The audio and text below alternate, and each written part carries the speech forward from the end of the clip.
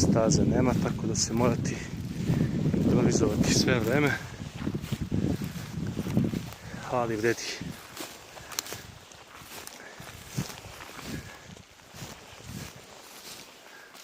Ovo je najveći kaskadni vodopad Srbije. Kaluđerski skokovi.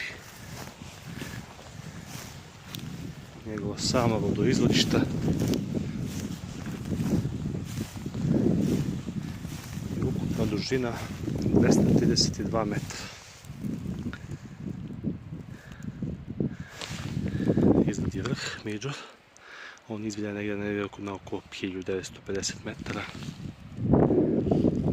Isto poštova se ka selu Toplido, a sada je baš u punom potencijalu najljepši, s obzirom da su se do skora otapali snegovi. Ali ih ima sad, ima negdje još uvek snega.